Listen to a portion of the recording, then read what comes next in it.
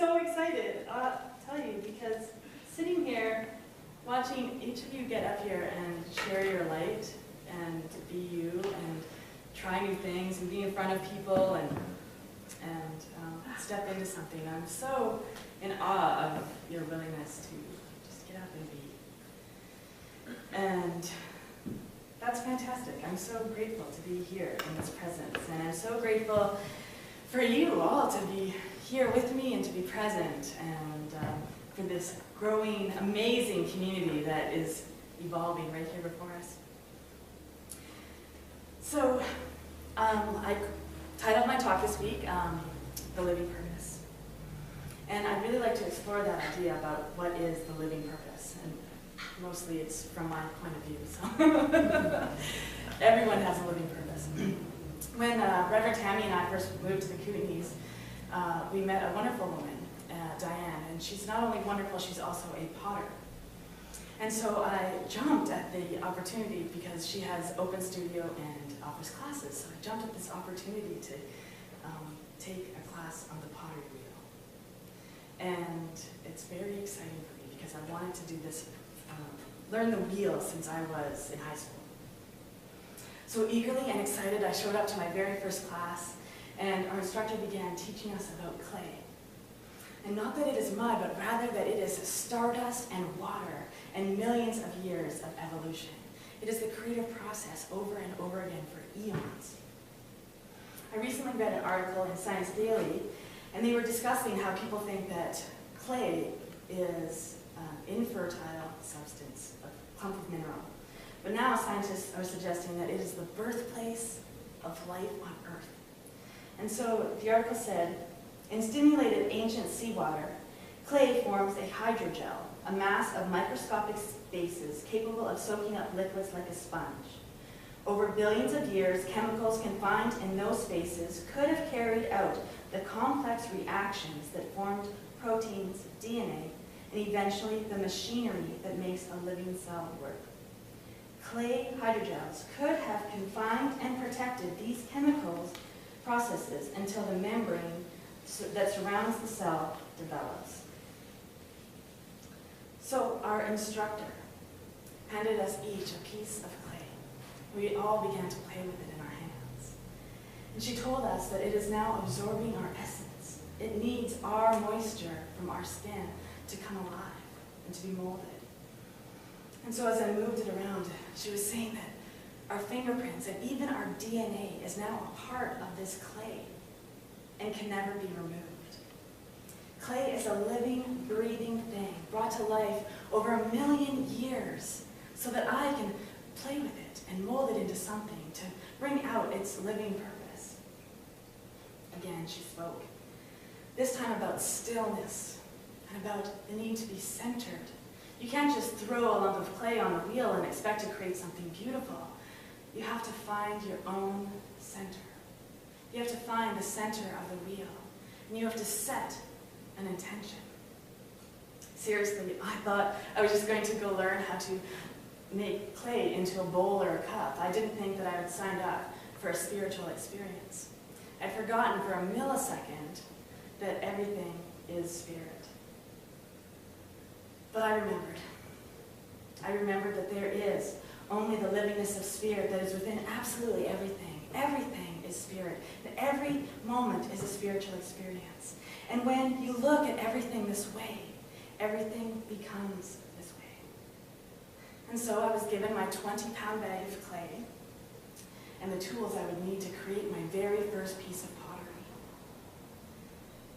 I thought I was going to be a natural and instantly create something absolutely magnificent, the perfect cup. So I cut away a pound from its source, and I molded it and shaped it into a ball just as I'd been shown. And I sat at the pottery wheel for the very first time in absolute bliss. I can do this. I took a deep, centering breath, just as I would before I meditate or pray. And I turned to that ball of clay and I asked it, what is in you that wants to come out? What is your purpose for being? And so centered, I set my intention. Michelangelo said, In every block of marble, I see a statue as plain as though it stood before me, shaped and perfect in attitude and action. I have only to hew away the rough walls that imprison the lovely apparition to reveal the other eyes as mine see it. Well, I am no Michelangelo, and my first cup turned out to be more like a hard-boiled egg holder. But who am I to judge what the clay wanted to show up as? It was really a magical experience, and is a magical experience to mold and shape something with your bare hands, just as I imagine God has shaped me. I should let you know that I use the word God a lot. And I know that there are many other names that you can call this divine power that is back of all things. Conscious co-creator, universal mind, divine self, or love. The list goes on and on. And I choose God because it is a small, not so simple word that describes the undescribable. So when I say God, I mean all of those other things. I mean that there is a power and a presence in the universe that is infinite in its beingness, is absolute in its power, and is endless in its creative intelligence. The reason I bring this up is because I want to make sure that I am indeed talking about the living purpose.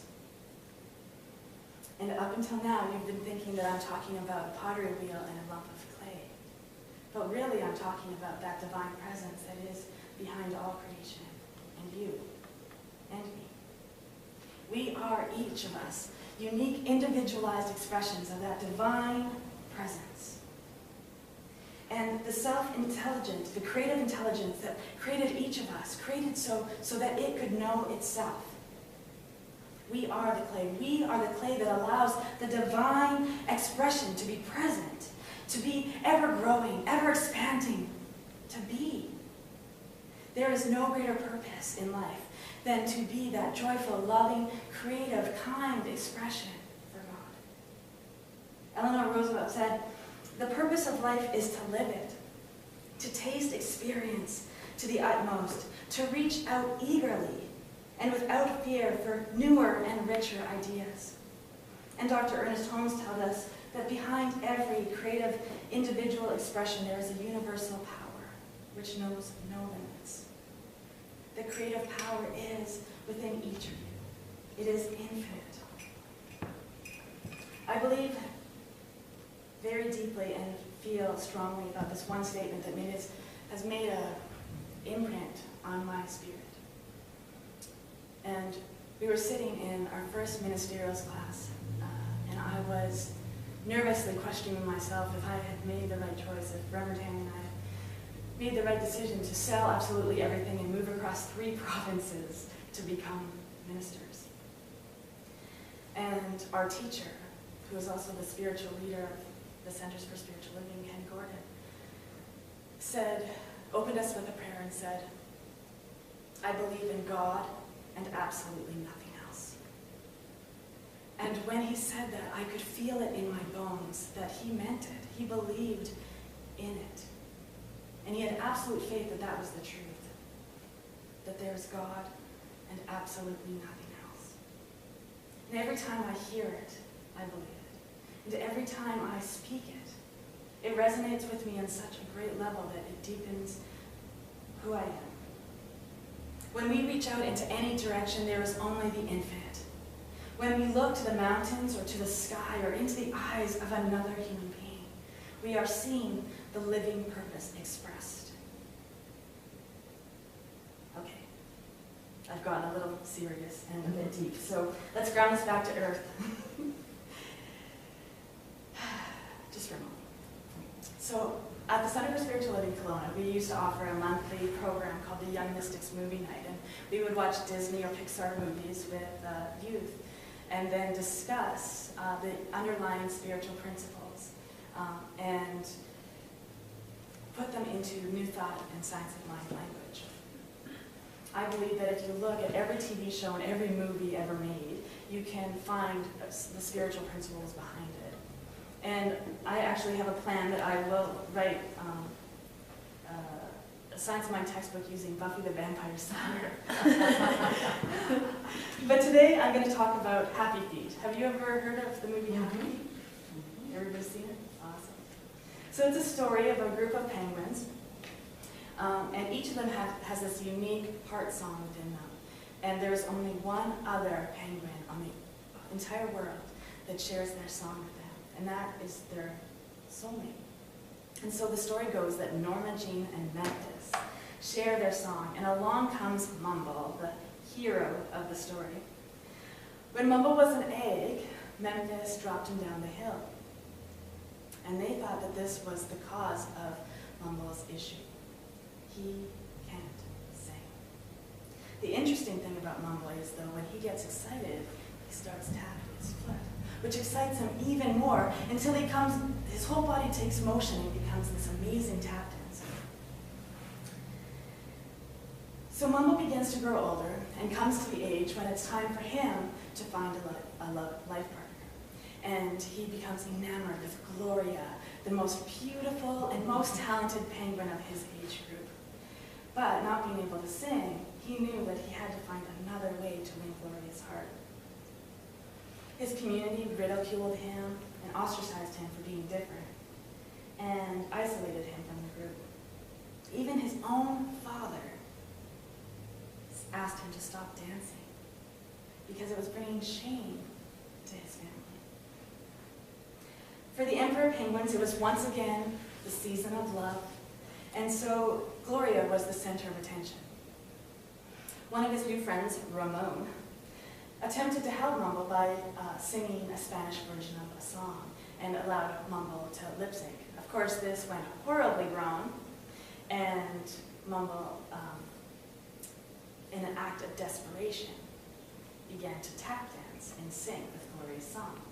This caused Gloria to fall madly in love with him and created this big party of all the young penguins to dance and sing and have Gloria's fun. Not Gloria's fun. This caused the elders to be appalled and blamed Mumble's diversity and difference on the lack of fish over the winter months. And so he was exiled. Now this is where the adventure truly begins, because Mumble and his friends, the amigos, had to returned and found a friend choking on plastic rings. We all know where those come from. Humans, or the aliens. So his friend confesses that they were snagged. He was swimming off the forbidden shores. So he had lied and said that they were mystical rings. Gloria caught up to them to join the adventure, but Mumble was worried for her safety, so he ridiculed her and said that their new group was the real group, and they had sent her home. So off they went to try to find the cause of these plastic rings, and the group came to the forbidden shore, and off the shore was a fishing boat. And Mumble heroically pursued this fishing boat to find the source of these mystical rings. He came to the brink of exhaustion and was washed up along the shore of Australia, where he was rescued and placed into the marine world with all the other penguins who didn't understand him. After a long and secluded confinement, in addition to fruitlessly trying to communicate with humans, a little girl started tapping on the glass to try to get his attention. And it woke something up in his heart, and he began to tap this one. And again began to tap and dance. And this caused a great, large crowd of people to come and see what was happening. And the scientists got excited because there might be more tap dancing penguins, and this is what they could take to the government to show that they need to stop overfishing. And so they attached a device to locate the other penguins and set Mumble out into the wilderness. Mumble returns home to create some Arctic attention and save his family. He returns to his colony to challenge the elders and makes up with his father just in time for the research team to see an entire colony of happy feet. So the research team returned with footage, prompting a worldwide debate and the government realizing that overfishing has caused too much damage, they banned fishing, and Mumble saved Gloria, saved his family, saved the Arctic, and saved the world. Thank God he couldn't sing. Okay, so now that you all want to rush out and watch Happy Feet Window this afternoon on Netflix, I will talk about the relevance of this heartwarming tale. Mumble was a unique, individualized expression of that divine power and presence that is in all of us. Had he stopped dancing to the beat of his own drum, had he stayed in his colony and embraced a mediocre life that had no heart in his song, no song in his heart, the world would not have been saved. The world needed him to be his unique expression and to shine his individual light. Absolutely everything and everyone has a purpose that must be expressed, must be molded, must be experienced. Knowing that I speak my own truth. And I know that I must be here to grow and to create and to expand my own consciousness beyond my idea of ever before. I'm here to bring into being that infinite knowingness of self and to create a better world for humanity. I'm here to use every breath I have to share loving kindness and to create and to reveal joy in absolutely every day. To awaken to a fuller, deeper, and wonderful idea of that spiritual magnificence that is in each of us. Scientist Dr. David Maraboli said, "You were put on this earth to achieve your greatest self, to live out your purpose, and to do it courageously." You have the right to be courageously you, to beautifully and magnificently open yourself up to the purpose that is living itself through you in every moment. You are a unique, unrepeatable expression of that divine, creative self. And this purpose is living itself through you. And so we simply need to reveal each moment, layer by layer, and fully understand that we are stardust and water in millions of years of evolution. Thank you so much for being here with me today, and I honor your heart song.